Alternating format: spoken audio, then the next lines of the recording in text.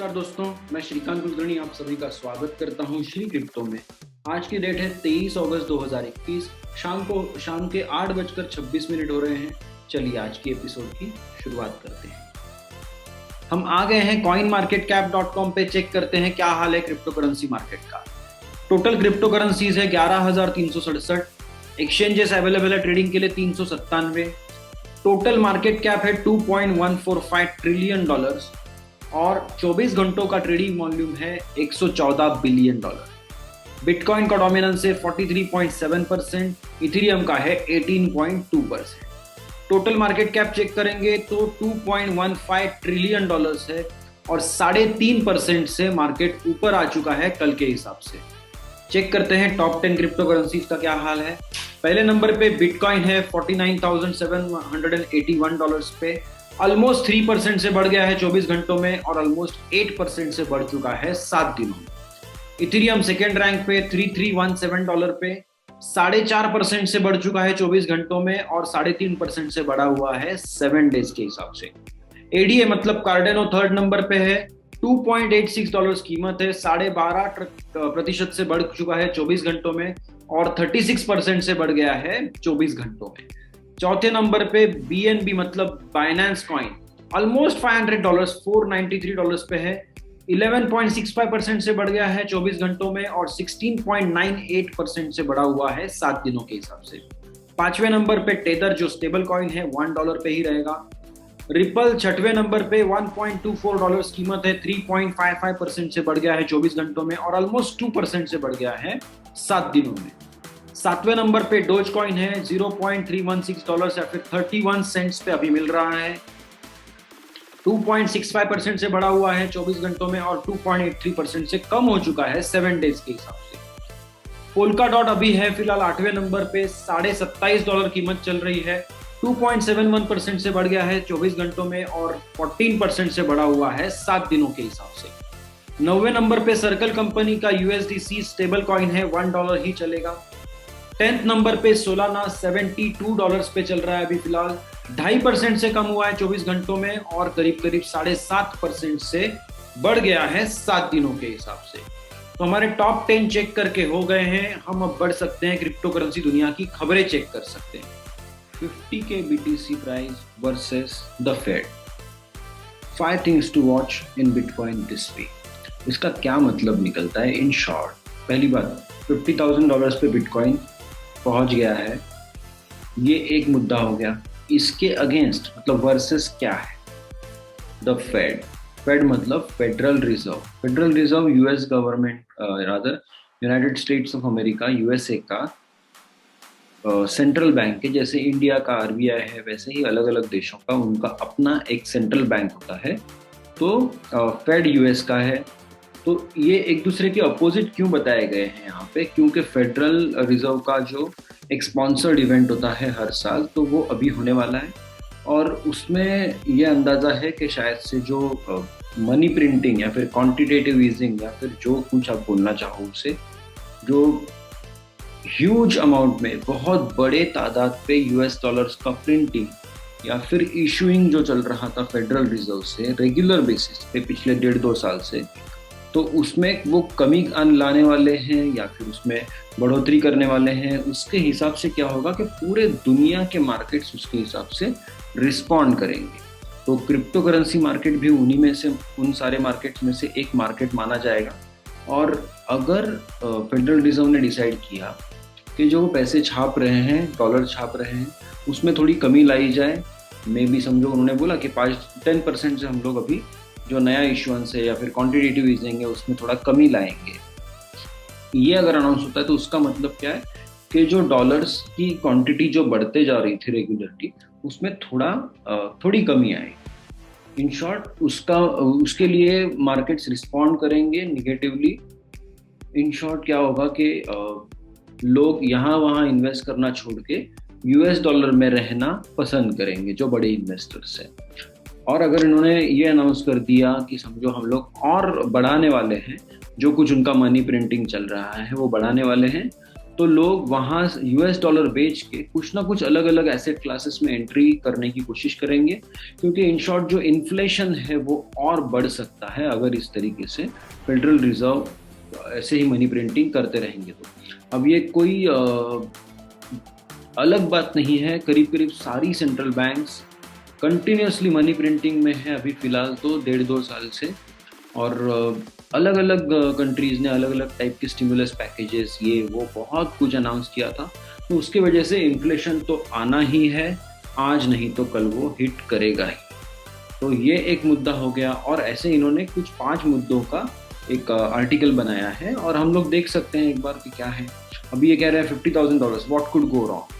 तो in short क्या हो सकता है कि समझो किसी ने $25,000 पे बिटकॉइन खरीदा होगा पिछले 1.5 महीने में या फिर 2 महीने में, तो उसे जब $50,000 $55,000 पे बेचने का चांस मिलेगा तो वो पक्का लेगा, राइट। भले ही उसके पास समझो कि 10 बिटकॉइन है, वो 2-3 बेच के एटलीस्ट कुछ ना कुछ प्रॉफिट बुक करेगा और मे भी वो कुछ प्रॉपर्टी लेनी होगी तो वो लेगा या फिर किसी दूसरे मार्केट में एंट्री कर लेगा, ताकि क्योंकि उसको डबल एक्स तो हो गया है, राइट, डबल पैसा हो गया तो वो कुछ ना कुछ करेगा। ऐसे ही इंडिया में सोचोगे तो समझो किसी ने अगर 20 लाख में लिया होगा 1.5-2 महीने में पिछले, और अभी अगर 38 लाख में बेच पा रहा है तो उसे 18 लाख का फायदा दिख रहा है पर बिटकॉइन। तो कुछ ना कुछ तो इसमें सेलिंग प्रेशर बनेगा ही बनेगा और उसकी वजह से कम हो सकता है price. Tapering rumours fly as virtual Fed summit, ये वही बोल रहा हूँ, टेपरिंग मतलब मनी प्रिंटिंग का या फिर मनी सप्लाई थोड़ा धीरे धीरे कम करने के बारे में यह बात हो रही है और उसके रूमर्स फैल रहे हैं। आगे बढ़ते हैं, अगला पॉइंट यह है, has China hastened a bitcoin price stop. तो चाइना ने क्या किया था अभी बीच में, बिटकॉइन माइनिंग के लिए काफी सारे स्ट्रिक्ट रूल्स लाए थे या फिर रादर काफी पैमाने पे उसको बैन कर दिया, ऐसे भी कह सकते हो, लेकिन हर जगह पे बैन नहीं है और सारे माइनर्स को उसने अब तक किक आउट नहीं किया है। लेकिन इतना सारा प्रॉब्लम होने के बावजूद सिर्फ माइनिंग पावर थोड़ा कम हुआ, लेकिन बिटकॉइन का जो माइनिंग था वो कंटिन्यूसली चल रहा है। रादर काफ़ी सारे माइनर्स के जो प्रॉफिट में नहीं थे वो प्रॉफिट में आ गए क्योंकि डिफिकल्टी कम हो गया था, कंपटीशन कम हो गया था और अभी फिर से माइनिंग का डिफिकल्टी थोड़ा थोड़ा बढ़ रहा है। तो ये मैसेज है prominent, bitcoin had zero down time. इतना प्रॉब्लम्स के बावजूद बिटकॉइन में जीरो डाउन टाइम है और पिछले 13-13.5 सालों से कभी भी बिटकॉइन रुका नहीं है। ब्लॉकचेन का ये जो नेटवर्क है, नए ब्लॉक्स कंटिन्यूसली बन रहे हैं और इसीलिए शायद से चाइना ने ये वाला अटैक करके या फिर ये वाला स्टेप लेके बिटकॉइन को और स्ट्रॉन्ग बना दिया है। और जो डिसेंट्रलाइज क्रिप्टो करेंसी है बिटकॉइन, नेटवर्क भी डिसेंट्रलाइज है, पीयर टू पीयर कहते हैं हम लोग, उसका माइनिंग भी सेंट्रलाइज, उसका माइनिंग ही एक चीज था जो सेंट्रलाइज था चाइना में। अब वो माइनर्स भी वहां से निकल के कोई कनाडा जा रहा है, यूके जा रहा है, कोई यूएस जा रहा है, कोई रशिया जा रहा है, कजाकिस्तान जा रहा है। तो उसके वजह से क्या हो रहा है कि माइनिंग भी अब डिसेंट्रलाइज हो गया है और उसका जरूर फायदा होगा लॉन्ग टर्म में। अगला मुद्दा ये है कि एक्सचेंज में से जो फ्लो चल रहे थे वो वापस से बढ़ गए हैं, तो लोग कंटिन्यूसली बिटकॉइन खरीद के एक्सचेंजेस में से निकाल के अपने वॉलेट में रख रहे हैं। उसमें लोग भी आ गए, कंपनीज भी आ गई, बैंक्स भी आ गया, इन्वेस्टमेंट फंड्स आ गए, फैमिली ऑफिसेस आ गए, ये सारे मिलके सेंट्रलाइज्ड एक्सचेंजेस में कुछ ना कुछ खरीद के अपने अपने वॉलेट में साइड में रख रहे हैं। इसका मतलब क्या कि फ्लो जो है वो आउटसाइड है, इनवर्ड फ्लो कम है। और एक्सट्रीम ग्रिड मतलब यही है जो मैं अभी कह रहा था कि लोगों को जब बड़ी प्राइजेस दिखेंगी एज कम्पेयर टू जब उन्होंने लिया था उसके हिसाब से, तो वो कुछ ना कुछ तो एटलीस्ट बेचने की सोचेंगे। अगर भले ही उनका लुकआउट जो है या फिर पर्सपेक्टिव जो है वो लॉन्ग टर्म होगा, लेकिन हर एक बंदे को कुछ ना कुछ पैसों की ज़रूरत पड़ती है, कुछ ना कुछ काम करने के लिए। किसी को फीस भरनी है, किसी को घर का EMI है, किसी को कार लेनी है। सो जब एक लिमिट के आगे प्राइस पहुंच जाती है तो वो सारे काम सबको याद आने लगते हैं और वो कुछ ना कुछ उसमें से काम जरूर करते हैं। तो ये थोड़ा बहुत सेल प्रेशर बनेगा, फिर भी देखते हैं क्या होता है। अभी फिलहाल तो इतना ज़्यादा मार्केट नीचे नहीं गया है, उल्टा ऊपर जाएगा ऐसे लग रहा है। वीजा इन्वेस्ट्स $150,000 इन NFT CryptoPunk एसेट। तो ये भी एक अच्छी बहुत बेहतरीन न्यूज़ है कि वीज़ा जो क्रेडिट कार्ड्स सर्विसेज प्रोवाइड करता है, प्लस उसका पेमेंट नेटवर्क है और बैंक्स के साथ टाइप करके डेबिट कार्ड सर्विसेज भी प्रोवाइड करते हैं, तो उन्होंने $1.5 लाख इन्वेस्टमेंट की है, या फिर $1.5 लाख खर्च करके क्रिप्टो पंक करके जो सीरीज है एनएफटीज की, करीब 10,000 एनएफटी है उस सीरीज में, उसमें से एक क्रिप्टो पंक शायद से उन्होंने खरीदा है $1.5 लाख खर्चा करके। तो इनको देख के शायद दूसरे पेमेंट प्रोवाइडर्स या फिर बैंक्स या फिर दूसरे फंड मैनेजर्स, शायद वो लोग भी एनएफटीज मतलब डिजिटल कलेक्टिबल्स या फिर आर्ट फॉर्म जो होते हैं डिजिटल, उनकी तरफ ध्यान देना शुरू करेंगे शायद से इनके तरफ देख के। Upbit reportedly first crypto exchange to file with Korean regulators। तो कोरिया में अभी रिसेंटली हमने देखा कि बाइनेंस ने Korean language support, Korean currency support और कोरिया में जो एक्सचेंज का सर्विसेज था वो कम्प्लीटली बंद कर दिया है। अगस्त इसी महीने में उनका ये सब हुआ है। तो वो क्यों बंद करवाया था? क्योंकि रेगुलेटर्स जो है कोरिया में, साउथ कोरिया वाले, तो उन्होंने स्ट्रिक्ट डेडलाइंस दिए हुए हैं सितंबर के, उसके पहले पहले आप सबको हमारे पास फाइलिंग करना है, मतलब एप्लीकेशन भेजना है कि आपको यहाँ पे काम करना है इसके लिए। तो रेगुलेटर्स फिर वो सब चेक करेंगे, डॉक्यूमेंटेशन उनके स्टैंडर्ड्स के हिसाब से होंगे तो वो उनको परमिशन देंगे या फिर लाइसेंस देंगे। तो साउथ कोरिया में क्या है, सॉरी नॉर्थ कोरिया मुंह में आ रहा है नाम, साउथ कोरिया में क्या है कि 4 बड़े एक्सचेंजेस माने जाते हैं, बिटथम, कॉइन1 और कॉर्बिट, और चौथा जो है वो अपबिट। तो अपबिट ने पहला नंबर लगा लिया है ये फाइलिंग के लिए। अब देखते हैं बाइनेंस फाइलिंग करता है नहीं करता है, या फिर इन तीनों में से कौन फाइलिंग करता है। तो इन शॉर्ट अभी कोरिया में क्रिप्टो मार्केट रेगुलेट हो जाएगा जल्दी। Chinese province to cut off bitcoin miners from hydro power station. तो इन्होंने ये जो स्टेट है या फिर काउंटी है यिंग जियांग करके, तो वहाँ पे बहुत बड़े पैमाने पे हाइड्रो इलेक्ट्रिक पावर प्लांट्स हैं। तो उन्होंने 24 अगस्त का डेडलाइन दिया था सारे माइनर्स को कि उसके पहले पहले आपका माइनिंग ऑपरेशन बंद हो जाना चाहिए, उसके बाद में 24 अगस्त के बाद में हम आपको इलेक्ट्रिसिटी प्रोवाइड नहीं करेंगे कुछ भी हो जाए। तो अभी उन्होंने नया ये किया है, ऑर्डर पास किया है, और वो कह रहे हैं कि अभी अगर माइनर्स ने अपना काम बंद नहीं किया होगा तो हम जाके पर्सनली फोर्सिबली डिसमेंटल कर देंगे पावर सप्लाई लाइन्स या फिर जो कुछ भी उनका सेटअप है वो। तो इन शॉर्ट ये भी अच्छी न्यूज़ समझ लीजिए, क्योंकि ये जितना स्ट्रांगली रिपेल करेंगे माइनिंग को, क्रिप्टो करेंसी माइनिंग को चाइनीज लोग, उतना स्ट्रांगली वो और डिसेंट्रलाइज होगा और अलग अलग जगह पे पहुंचेगा और दुनिया के सारे कोनों में पहुंचेगा, और काफ़ी जगह पे नई नई इंडस्ट्री ये बनेगी, राइट। तो आगे बढ़ते हैं। लॉन्ग टर्म के लिए अच्छा है, शॉर्ट टर्म में शायद से थोड़ा सा टेंशन क्रिएट हो सकता है। ईरान, अभी उसका एग्जैक्टली ऑपोजिट न्यूज़ है, ये हमने कल कवर किया था, फिर भी मैं ले रहा हूँ क्योंकि वो अलग प्लेटफॉर्म पे था, ये अलग प्लेटफॉर्म पे था और इसके पहले वाली न्यूज़ से रिलेटेड है, इसलिए भी ले रहा हूँ। तो वहाँ पे चाइना में माइनिंग के ऊपर वो टेंशन क्रिएट कर रहे हैं, और यहाँ पे ईरान माइनिंग का बैन जो ईरान में चल रहा था इलेक्ट्रिसिटी की किल्लत की वजह से, तो वहाँ पे बिजली नहीं थी ज़्यादा पैमाने पे, इसलिए उन्होंने बंद करवा दिया था, बैन करवा दिया था। अभी शायद से उन्होंने नया प्रोडक्शन कहीं पे शुरू किया होगा या फिर इंपोर्ट की होगी बिजली, कहीं से सप्लाई ले लिया होगा, इसलिए वो सितंबर मतलब अगले महीने से जो भी रजिस्टर्ड माइनर्स हैं उनको अलाउ कर रहे हैं कि आप माइनिंग स्टार्ट कर सकते हो सितंबर से। अगली न्यूज़ देखते हैं। Cardano Alonzo hard fork, Alonzo नाम का हार्ड फोर्क होने वाला है कार्डेनो नेटवर्क में, उनकी करेंसी है ADA। तो इसके बारे में क्या जान सकते हैं? तो ये जो अभी जो लेटेस्ट हार्ड फोर्क आ रहा है, ये इसलिए आ रहा है कि इनको अभी स्मार्ट कॉन्ट्रैक्ट्स की फंक्शनैलिटी ऐड करनी है कार्डेनो के नेटवर्क में। हार्ड फोर्क मतलब इन शॉर्ट समझ लीजिए कि सॉफ्टवेयर अपग्रेड ये होने वाला है और ये मैंडेटरी है, और जो भी नेटवर्क, समझो अभी 100 लोग इस नेटवर्क पे या फिर 100 लोग नेटवर्क में काम कर रहे हैं, मतलब इन शॉर्ट 100 नोड हैं और उनका कंप्यूटेशनल पावर इसमें अटैच्ड है कार्डेनो की ब्लॉकचेन में। अब उनमें से अगर 15 लोग अगर सोचते हैं कि ये नया वाला अपग्रेड नहीं करना है और वैसे ही पुराने रूल्स के हिसाब से काम करते रहेंगे, तो ये हार्ड फोर्क हो जाएगा। मतलब जो भी लोग इस अपडेट को नहीं लेंगे वो नई करेंसी बन जाएगी, नया नेटवर्क बन जाएगा, कार्डेनो पुराना और ये जो होगा ये कार्डेनो नया विथ 90% ऑफ हैश रेट। या फिर अगर यहाँ पे तो माइनिंग वैसे नहीं चलता, यहाँ पे प्रूफ ऑफ स्टेक पे है शायद से, तो फिर भी यहाँ पे हार्ड फोर्क हो जाएगा। मतलब अब जो भी एंटिटी या फिर जो भी नोड्स ये नहीं मानेंगे, नया रूल्स के हिसाब से नहीं प्ले करेंगे, उनको पीछे छोड़ दिया जाएगा। तो इसमें इन्होंने दिया हुआ है कि 6 एराज या फिर 6 युग उन्होंने बना के रखे हैं कार्डानो में। तो 6 युग का, हर एक युग का एक गोल है।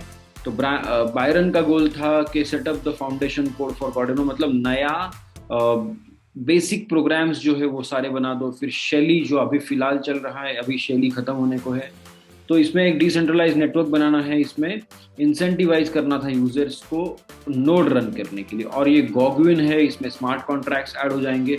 तो ये अभी शेली खत्म होने को है और गॉगविन शुरू होने को है।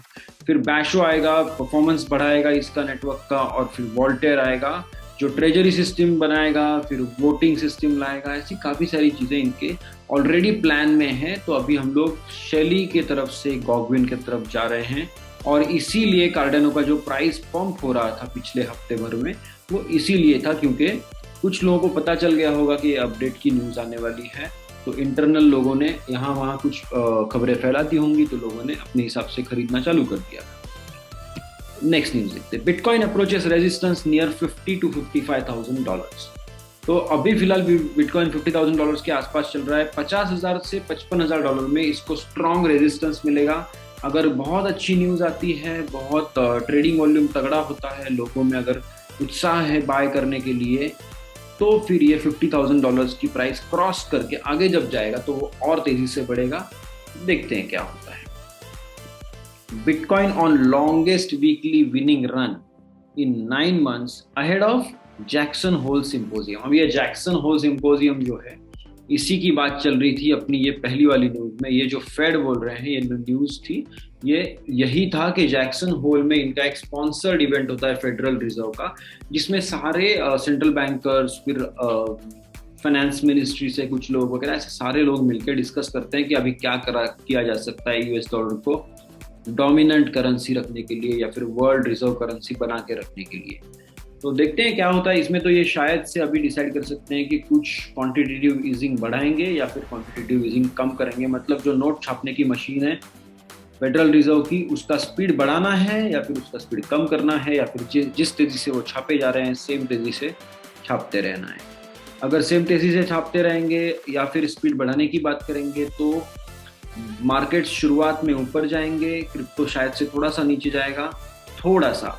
लेकिन जैसे ही मार्केट्स को पता चलेगा कि इसका असली मतलब क्या है, प्रिंटिंग करते रहने का मतलब है इन्फ्लेशन आएगा। और अगर आपको 1% अगर ब्याज मिल रहा है तो आप 2% के इन्फ्लेशन को कैसे फाइट करोगे? आपको कहीं ना कहीं ऐसी जगह पे इन्वेस्ट करना पड़ेगा जहां से आपको ज़्यादा मुनाफा हो, ज़्यादा प्रॉफिट्स हो परसेंटेज वाइज।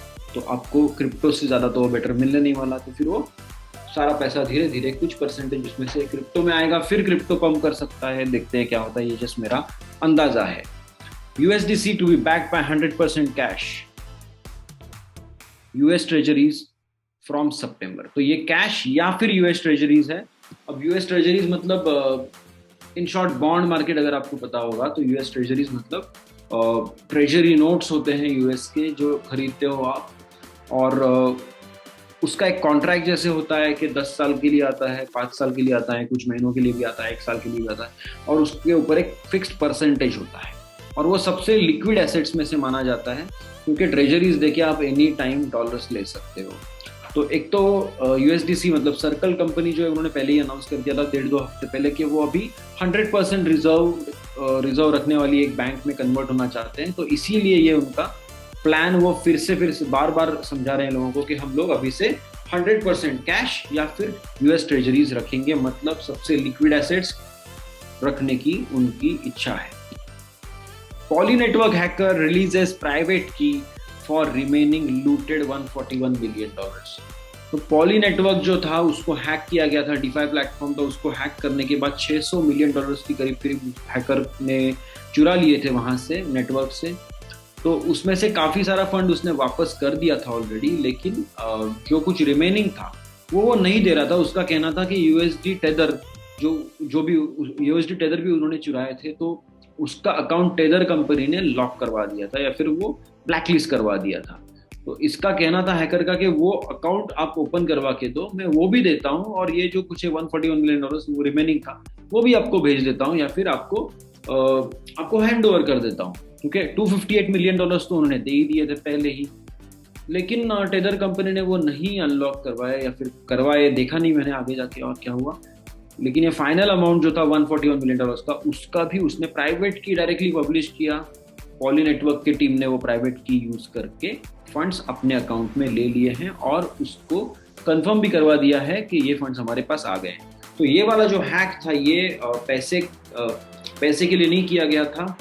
ये हैक जो था ये समझाने के लिए किया गया था कि भाई आप अगर इतने बड़े नेटवर्क बना रहे हो, इतना बड़ा डीफाई प्लेटफॉर्म बना रहे हो, तो ये फाइनेंशियल प्रोडक्ट है, इसको 1000 बार टेस्ट करके सारे रूल्स के हिसाब से खेलिएगा। नहीं तो क्या होगा कि मेरे जैसा अच्छा बंदा हैक कर रहा है तो मैं वापस दे रहा हूँ फंड्स, कोई बुरा होता तो क्या होगा, ये सारे पैसे कभी वापस नहीं आते, राइट। तो संभाल के डेवलपमेंट कीजिएगा। अगर आपको डेवलपमेंट करना है क्रिप्टो में, स्मार्ट कॉन्ट्रैक्ट करने हैं, या फिर डीफाई पे खेलना है, या फिर डैप बनानी है, तो पहले आप अच्छे से सारी चीज़ें सीख लीजिए, फिर बनाइए, फिर टेस्ट नेटवर्क पे खेलिए, फिर और 2-4 बार टेस्ट नेटवर्क पे करके देखिए। उसके बाद ही छोटे मोटे फंड यूज़ करके पहले लाइव नेटवर्क पे कीजिएगा और बाद में एक्चुअल लॉन्च कीजिएगा। All the best. अगली न्यूज़ देखते हैं। Most executives see digital assets as strong fiat alternative in next 5 to 10 years. Deloitte. तो यहां तक न्यूज जबरदस्त है। Most executives see digital assets as strong fiat alternative. तो fiat करेंसी मतलब दुनिया में जो कुछ भी देश है उनकी जो नेशनल करेंसीज है वो सारी की सारी कही जाती है फिएट करेंसी। फिएट करेंसी या फिर फिएट का इन शॉर्ट मीनिंग निकलता है कि जिसको किसी भी चीज का बैकिंग नहीं है, ऐसी चीज, या फिर जो चीज लॉ का यूज करके आपके ऊपर थोपी जाती है या फिर आपको फोर्स किया जाता है वो यूज करने के लिए, उसे कहा जाता है फिएट करेंसी। तो ये मीनिंग निकलता है आपकी नेशनल करेंसी का, और इन शॉर्ट उसको कुछ भी बैकिंग नहीं है, वो कागज का टुकड़ा है और इंक यूज करके प्रिंट किया हुआ है, अलग अलग चेहरे प्रिंट, फोटोज प्रिंट करके, या फिर अलग अलग मॉन्यूमेंट्स प्रिंट करके। अलग अलग देशों में अलग अलग तरीके से होता है, लेकिन उसके अंदर कोई सोने की तार नहीं है, कोई चांदी की तार नहीं है, कुछ भी नहीं है। फिर भी लोग अभी भी उसी को करेक्ट मानते हैं या फिर मेन स्ट्रीम मानते हैं, पूरी दुनिया यूज करती है इसीलिए वो, या फिर पूरी दुनिया उस पर बिलीव भी करती है इसीलिए वो जिंदा है, इसीलिए उसका अच्छा खासा इस्तेमाल भी होता है। ठीक है, वो सिस्टम अभी करंट है। ओके, तो फिएट करेंसी मतलब वो हो गई। और फिएट करेंसी को एक अल्टरनेटिव होता है, क्रिप्टो करेंसी उसको मान सकते हैं, ऐसा अभी फिलहाल ऑलमोस्ट सारे एग्जीक्यूटिव उसका मानना है। एग्जीक्यूटिव मतलब कौन हो गया? Chief executive officer, chief operational officer, chief technical officer, या फिर चीफ जो कुछ भी होगा, अलग अलग डोमेन के अलग अलग एग्जीक्यूटिव्स होते हैं। तो इनका सर्वे करवाया था डेलॉइट, जो रिसर्च और कंसल्टेंसी फर्म है बड़ी। तो उन्होंने रिसर्च करके ये पाया है कि मैक्सिमम एग्जीक्यूटिव्स को लगता है कि डिजिटल करेंसी या फिर डिजिटल एसेट या फिर क्रिप्टो करेंसी फिएट करेंसी का अल्टरनेटिव है। लेकिन ये जो लाइन है आगे ये थोड़ी स्ट्रेंज है, ठीक है, 5 से 10 सालों में ये अल्टरनेटिव माना जा सकता है। तो मेरे ख्याल से ये 10 ईयर्स थोड़ा ज़्यादा हो गया, 5 सालों में भी हो सकता है, देखते हैं कब तक होता है। लेकिन अभी ऑलरेडी लोग बोल रहे हैं काफ़ी सारे के ऑलरेडी एडॉप्शन अच्छे खासे लेवल पे आ गया है और धीरे धीरे वो एडॉप्शन बढ़ते जाएगा। तो 10 साल तो ज़्यादा लग रहा है, लेकिन 5 से 7 साल ठीक ठाक टाइमलाइन लग रही है, देखते हैं क्या होता है। Crypto trading isn't protected by law, Shandong province high court से। तो चाइना का एक एरिया है, वहाँ के हाई कोर्ट ने ये कहा है कि क्रिप्टो ट्रेडिंग प्रोटेक्टेड नहीं है लॉ से। अब ट्रेडिंग प्रोटेक्टेड नहीं है ये अलग स्टेटमेंट हो गया, या फिर क्रिप्टो एसेट्स प्रोटेक्टेड नहीं है लॉ से, ये अलग स्टेटमेंट हो गया, राइट। तो फिर भी ये जो है इनके यहाँ पे जो पहले वाले रूलिंग्स हुए थे अलग अलग हाई कोर्ट्स में या फिर कोर्ट्स में, उसके एग्जैक्टली अपोजिट है। क्योंकि पहले वाले केसेस में काफ़ी सारे माना था अलग अलग कोर्ट्स ने कि डिजिटल एसेट्स है वो आपकी अपनी प्रॉपर्टी है और प्रॉपर्टी प्रोटेक्शन लॉ का एक काम है, इन शॉर्ट, राइट। तो उसके ये खिलाफ जा रहा है। फिर भी अब आ गया है हाई कोर्ट से जो कुछ भी आना था। तो ये कौन सी केस है, क्या केस है, इतना डीप में हम लोग नहीं जाने वाले हैं, हमारे पास काफ़ी वक्त की कमी है। अगले न्यूज़ की तरफ बढ़ते हैं। Binance hires former Abu Dhabi global market head as Singapore CEO। तो सिंगापुर में अभी फिलहाल क्या चल रहा है आपको बता देता हूँ कि पिछले कई महीनों से वहाँ पे काफ़ी सारी कंपनीज ने, बड़ी बड़ी कंपनीज में, मतलब जिसमें सारे हाईटेक या फिर बिग टेक जायंट्स जो है सबके नाम शामिल है, करीब करीब 200 कंपनीज ने वहाँ पे क्रिप्टो करेंसी या फिर डिजिटल एसेट्स के लाइसेंस के लिए एप्लीकेशन दिया हुआ है वहाँ पे जो भी रेगुलेटरी बॉडी है उनको। तो वो अभी एक एक करके सारे एप्लीकेशन चेक कर रहे हैं। उनमें से पहला एक लाइसेंस उनका देके ऑलरेडी हो भी गया है। और अभी बाइनेंस ने ये जो स्टेप लिया है कि अबू धाबी का जो रेगुलेटर है, फाइनेंस रेगुलेटर, तो उनके ग्लोबल मार्केट के जो हेड थे उनको उन्होंने हायर कर लिया है सिंगापुर के सीईओ के जगह पे। तो अभी ये बाइनेंस का अप्रोच आप क्लियरली देख सकते हैं कि वो हर बार अभी फिलहाल रेगुलेटरी कंप्लायंस को अहमियत दे रहे हैं, क्योंकि वो लोग अभी फर्स्ट रैंक पे है पूरी दुनिया में, राइट। तो अभी फर्स्ट रैंक से उनको नीचे जाना या फिर किसी भी लीगल कॉम्प्लिकेशंस में फंसना अच्छी बात नहीं होगी। इसीलिए वो हर जगह पे धीरे धीरे रेगुलेटर्स के साथ मिल के कुछ ना कुछ काम करके आगे बढ़ना चाहते हैं। तो ये भी अच्छी बात है। देखते हैं बिटकॉइन कैप्चर्स $50,000 पोजीशन। अब ये तो हमने देख लिया है, लेकिन स्पेशल क्या है, bitcoin market capitalisation nears $1 trillion. तो अभी भी देखेंगे तो $931 बिलियन बिटकॉइन अकेले का मार्केट कैप है, $931 बिलियन। तो अभी $69 बिलियन अगर ऐड हो गए इस वैल्यूएशन में, और तो वो $1 ट्रिलियन का वैल्यूएशन हो जाएगा अकेले एक सिंगल क्रिप्टो करेंसी बिटकॉइन का। और ये बहुत बड़ा लैंडमार्क होगा अभी फिलहाल के हिसाब से। ऑलरेडी वहां पे जाके वो आ चुका है, क्योंकि पहले प्राइस थी $64,000 के भी ऊपर गए थे। तो वहाँ पे 1.4 आई थिंक ट्रिलियन तक हम लोग पहुँच गए थे। अभी देखते हैं कब तक ये फिर से पूरा $1 ट्रिलियन तक पहुँचता है। जब भी पहुँचेगा हम ज़रूर उसको कवर करने की कोशिश करेंगे। अगली खबर को देखते हैं। Mexico issues reminder for crypto exchanges to report transactions. तो ये सिंपल सी बात है, वहाँ पे जो भी रेगुलेटर है उन्होंने रिमाइंडर लेटर्स भेजे हुए हैं काफ़ी सारे क्रिप्टो करेंसी एक्सचेंजेस को कि आपको हमें क्रिप्टो करेंसी के ट्रांजैक्शंस जो भी हो रहे हैं वो उनका रिपोर्ट बना के आपको हमें रेगुलर बेसिस पे भेजना है। वो अगर नहीं भेज रहे हो तो आपको लाइसेंस नहीं दिया जाएगा या फिर आपका काम जो है वो रोक दिया जाएगा। तो ये स्ट्रेंज नहीं है, सारे एक्सचेंजेस रेडी होते हैं इस टाइप का डेटा देने के लिए गवर्नमेंट को। सिर्फ सेंट्रलाइज्ड एक्सचेंजेस को ही ये लागू पड़ता है, डिसेंट्रलाइज्ड एक्सचेंजेस को इसके बाहर ही काम करते हैं यूजुअली। फिर भी धीरे धीरे डिसेंट्रलाइज्ड एक्सचेंजेस को भी ट्रैक करके कुछ ना कुछ करके रेगुलेशन के अंडर लाने की कोशिश जारी है। ये अच्छी न्यूज़ है। PayPal launches crypto currency services in the UK. तो अभी क्या हो रहा है कि इंग्लैंड में काफ़ी सारे इंग्लैंड में रेगुलेटर्स ने बाइनेंस को वार्निंग दिया, फिर 4-5 बैंक्स ने उनको बैंकिंग ट्रांजैक्शंस प्रोवाइड करना बंद कर दिया। लेकिन जब पेपैल पहुंचे उसी रेस में तो पेपैल को अलाउ कर दिया मेरे ख्याल से, राइट। तो पेपैल ने अभी क्रिप्टो करेंसी सर्विसेज यूके में लॉन्च कर दी है, या फिर ये होना था इसीलिए बाइनेंस को तंग किया जा रहा था शायद से, राइट। कुछ भी हो सकता है। ये सारे सेंट्रलाइज प्लेयर्स सारे एक साथ घुल मिल के ही काम करते हैं। क्रिप्टो करेंसी बिजनेस को दबाने की हर जगह पे कोशिश जारी है पूरे दुनिया में। कोई कंट्रीज या फिर कोई स्टेट्स ऐसी है कंट्रीज में कि जहाँ पे ये क्लैरिटी अवेलेबल है कि कैसे काम चल रहेगा, और वो वेलकम कर रहे हैं क्रिप्टो करेंसी माइनर्स को, क्रिप्टो करेंसी ट्रेडर्स को, क्रिप्टो करेंसी एक्सचेंजेस को वेलकम कर रहे हैं। ऐसी काफ़ी सारी जगह है ऑलरेडी दुनिया में। लेकिन ये तो देखा जा सकता है कि इसको लॉन्च होना था शायद से पेपैल को, इसीलिए बाइनेंस को दबाया जा रहा था यूके में। तो अब पेपैल आएगा तो उसको कस्टमर मिल सकते हैं शायद। लेकिन ये भी ओवरऑल अच्छी बात है कि जो मजे हुए खिलाड़ी है पेमेंट सर्विसेज के, वो भी क्रिप्टो में उतर रहे हैं धीरे धीरे, या फिर एक साथ उतरने की कोशिश कर रहे हैं, क्योंकि मास्टर कार्ड भी इसमें आ रहा है, वीज़ा भी आ गए हैं, पेपैल भी आ गए हैं। अभी तो लाइन लगने वाली, देखते हैं। Swedish government to return 33 Bitcoin to drug dealer in landmark case। अब ये लैंडमार्क क्यों बन गया केस? क्योंकि उनको एक ड्रग डीलर को बिटकॉइन वापस करने पड़ रहे हैं।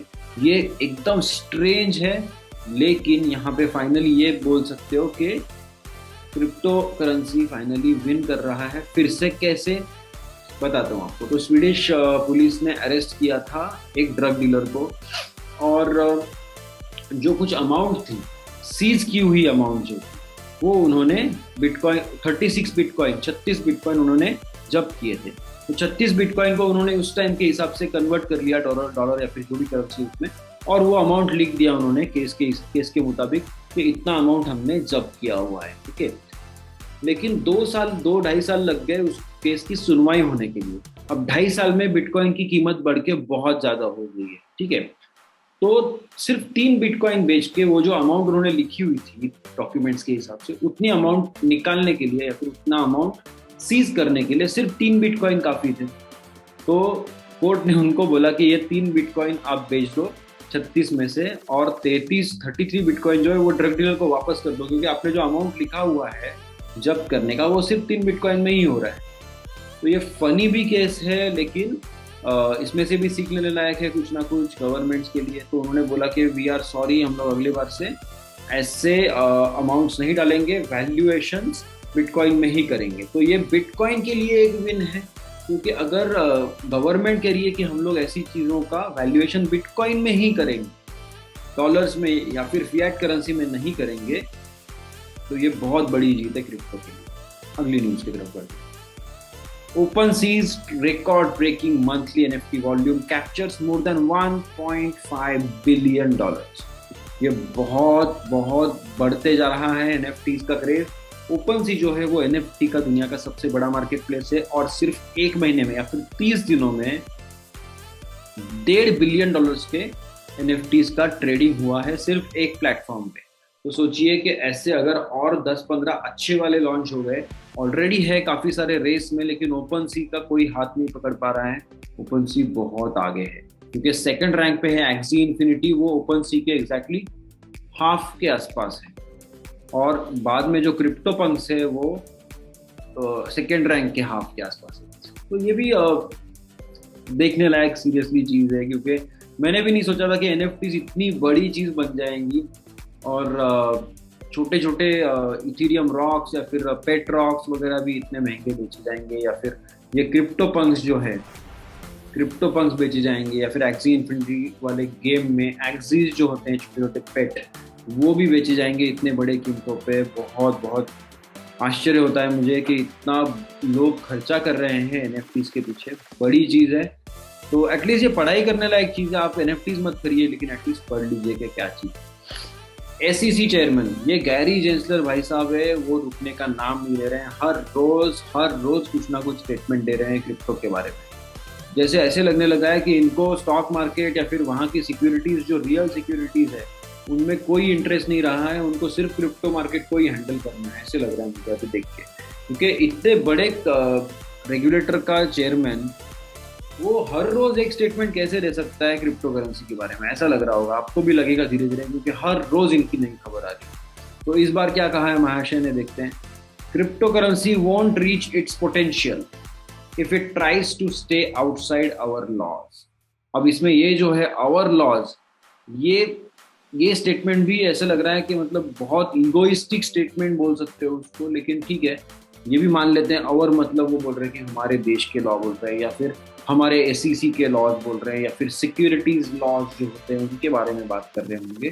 तो यहाँ पे डिस्काउंट दे देते हैं, लेकिन हर बार क्रिप्टो के बारे में बात करने की कोई ज़रूरत नहीं महाशय को, लेकिन ये चालू ही है। ठीक है, तो इनका इन शॉर्ट कहना ये है कि अगर क्रिप्टो करेंसी को बड़ा होना है, या फिर क्रिप्टो करेंसी में अगर आपको बड़ा काम करना है, तो आपको रेगुलेटर्स मतलब SEC के पास आना होगा, विक मांगनी पड़ेगी, पूरे एप्लीकेशंस देने पड़ेंगे, सारा सब कुछ देना पड़ेगा। और SEC तो ऐसी वैसी एंटिटी है नहीं कि आपने सारा नहीं किया और आपने काम शुरू कर दिया तो आपको रोकेगी नहीं, राइट। तो बहुत स्ट्रिक्ट हो रहे हैं SEC के ये जो चेयरमैन साहब है, इनको तो बहुत सारे मतलब सीनेटर्स ने, वहाँ के कांग्रेसमैन ने, वहाँ के CFTC के कमिश्नर ने भी इनको झाड़ा है और इनको रिस्पॉन्सेस दिए हैं, लेकिन ये रुकने का नाम नहीं ले रहे। मे भी इनको इसी काम के लिए बुलाया गया था कि आप आइए, पहले फ्रेंडली नेचर दिखाइए, या फिर एक आध बंदा जो ब्लॉकचेन पे काम कर चुका है, या फिर ये तो ब्लॉकचेन के ट्रेनर थे MIT में, तो इनका गोल ही ऐसा होगा इनको वहाँ उस कुर्सी में बिठाने के लिए कि जो बंदा ब्लॉकचेन को थोड़ा बहुत जानता है या फिर ब्लॉकचेन कम्युनिटी में थोड़ा बहुत काम कर चुका है, उसे लाके बिठाइए इस चेयर पे, और फिर उससे वो सारे काम करवाइए जो हम पहले से चाहते हैं। ताकि कम्युनिटी को लगे कि नहीं ये सही बोल रहे हैं, राइट।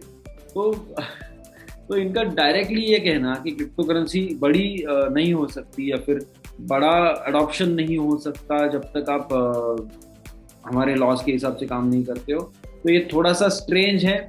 वहाँ पे CFTC का कहना है कि क्रिप्टो करेंसी मार्केट्स को SEC को पता ही नहीं कि क्या करना है, कैसे रेगुलेट करना है। हम पहले से इस एसेट क्लास में खेल रहे हैं, तो हमें दीजिए ऑप्शन। वहाँ पे ट्रेजरी अलग से लाइन कतार में खड़ी है, ट्रेजरी सेक्रेटरी कह रहे हैं कि हमें दीजिए। और पता नहीं मतलब ये तीनों सारे 3-4 जो ये है रेगुलेटर्स और एक्सपर्ट्स, तो इन सब में ही जंग छिड़ी हुई है कि US में क्रिप्टो को रेगुलेट करेगा कौन। तो आगे जाके सचमुच मतलब ये लिटरली देखने लायक चीज़ है, अगले 2-4 महीनों में क्या होता है। सीरियसली कुछ रेगुलेशन होता है तैयार वहाँ पे, या फिर और 1-2-4 साल लग जाते हैं। देखते हैं क्या होता है आगे जाके।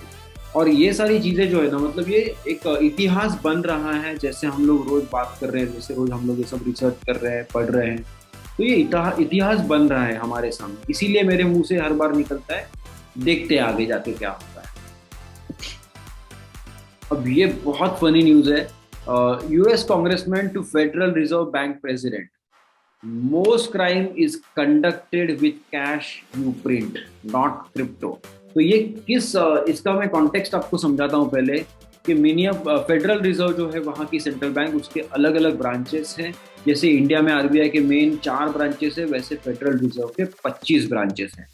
पता नहीं उनके नए ब्रांच खुल गए होंगे या फिर पुराने बंद हो गए होंगे, तो पता नहीं, लेकिन last time when I check it was 25।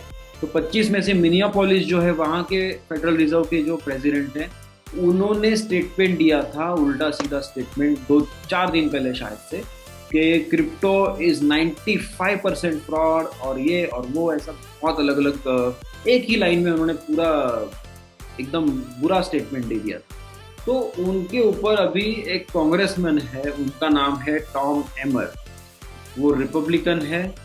तो उन्होंने स्ट्रेट अवे डायरेक्टली जो कशकारी थे उनको रिस्पांस दिया है, crypto based crime represented only 0.34% of the entire transaction volume इन 2020।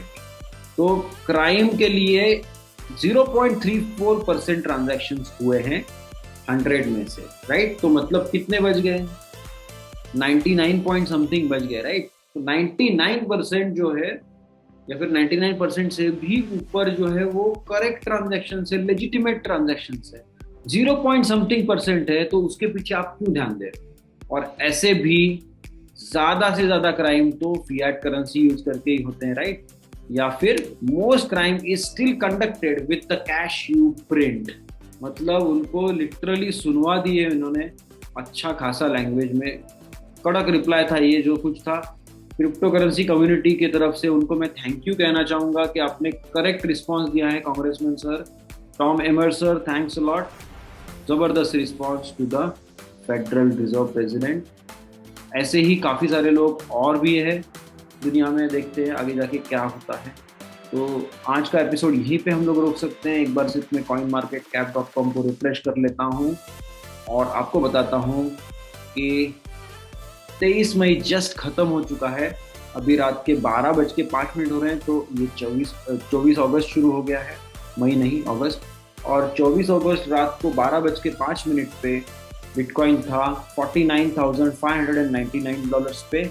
मैं श्रीकांत कुलकर्णी आपसे अलविदा कहता हूँ आज के एपिसोड के लिए। कल के एपिसोड में फिर से मिलेंगे, क्रिप्टो करेंसी दुनिया की खबरें लेके और मार्केट का अपडेट लेने के लिए भी आएंगे यहाँ पे। तब तक के लिए buy the dips and hodl. Bye guys.